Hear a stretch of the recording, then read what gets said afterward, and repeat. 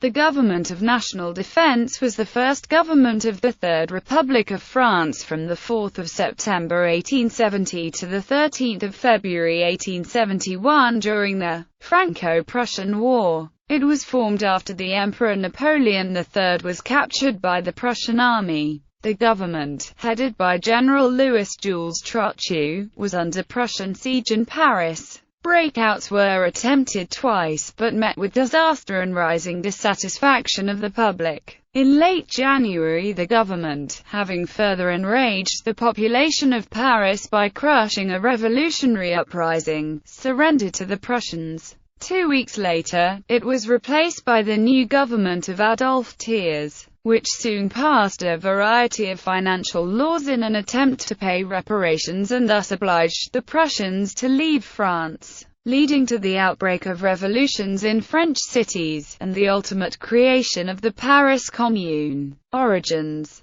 When the Franco-Prussian War began in 1870, France was under the control of Emperor Louis Napoleon III. A National Assembly was based in Paris, but its powers were limited. Widespread discontent amongst assembly members before the war, particularly amongst socialist members, had given Louis Napoleon many enemies. At the disastrous Battle of Sedan, Louis Napoleon was captured by the Prussian army, leaving France effectively without a government. When news of Louis Napoleon's capture reached Paris, leading members of the National Assembly rushed to the Hôtel de Ville to declare a new government. At the Hôtel de Ville, Élie Gambetta publicly declared the founding of the Government of National Defense on September 4, and the government immediately assumed control of all affairs in France, intending to continue the war against Prussia. Notable members. Despite the hopes of revolutionary, radical left-wing politicians in Paris,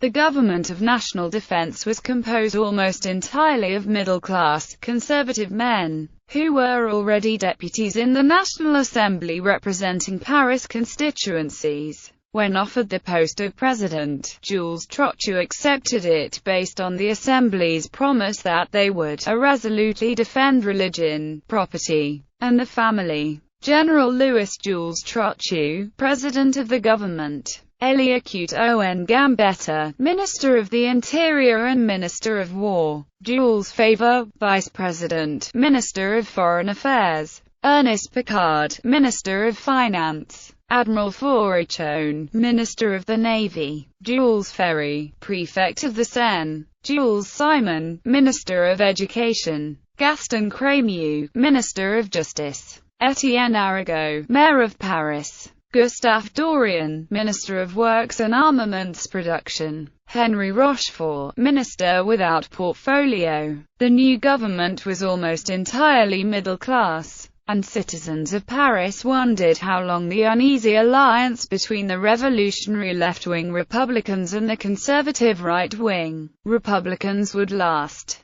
The Government of National Defense quickly received official recognition from leading world powers in the following days, except from Prussia. The Prussian Chancellor, Otto von Bismarck, was concerned that the new body could not act as France's government, as it was composed entirely of men from Paris, without any consideration being given to the rest of France. This was not a great concern to the government though, as its members intended to continue the war against Prussia. Besieged. With most of the army captured at Sedan, the Government of National Defense called almost all military units from across France, including Marines, naval units, and troops on foreign service in Rome, Algeria, and French colonies, to aid in the defense of Paris before the Prussians reached the city. The government greatly increased the already formidable fortifications around Paris and brought in vast quantities of food from the countryside,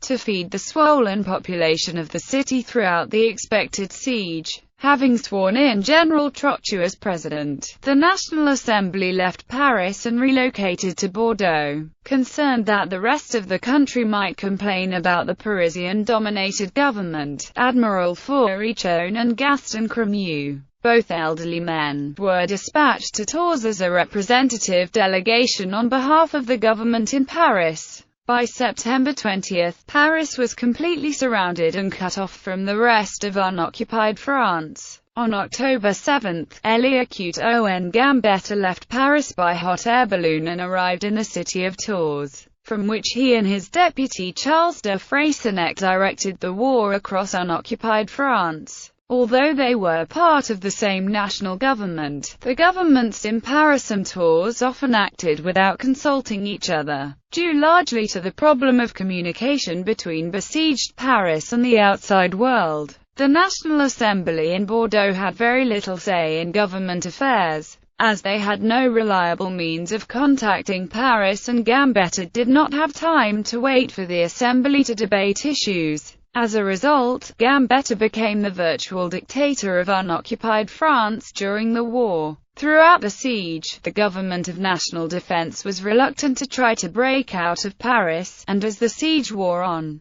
the population of Paris grew more and more frustrated at the government. The government did in fact try to break out twice, once in late November 1870 and once again in mid-January 1871. The Great Sortie, beginning on the night of November 28, was a cataclysmic disaster. Thousands of soldiers were killed and the population of Paris, whose hopes had been raised far beyond rationality, were shattered by the news of the sortie's defeat. Blame was heaped upon the government of national defense, and increased through December as the city's food supplies began to run out.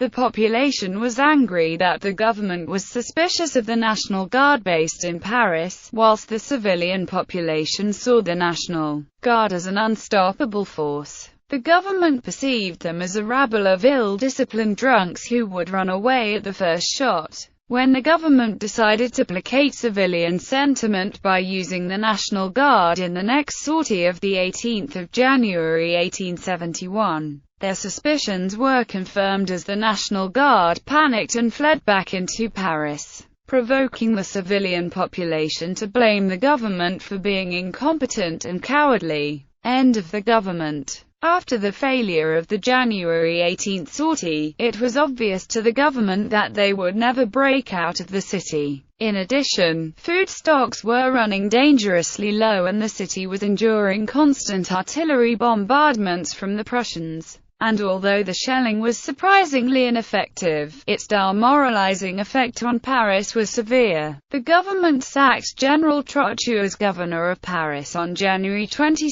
and replaced him with the elderly General Joseph Vinoy. Jules Favre, though, held real control, and became the de facto leader of the government. A small revolutionary uprising on January 23 was crushed with force by the government of national defense, further infuriating the population of Paris. On January 28, 1871, Paris surrendered. Favre, on behalf of the government of national defense, and Bismarck signed a convention on the armistice and the capitulation of Paris. Under this convention, Favre agreed to humiliating terms demanded by the Prussians, including the payment of 200 million francs indemnity within a fortnight, over 5 billion francs in total war reparations, and the surrender of the strong fortresses surrounding Paris. In Tours, Gambetta received the news of the surrender by telegram on January 29,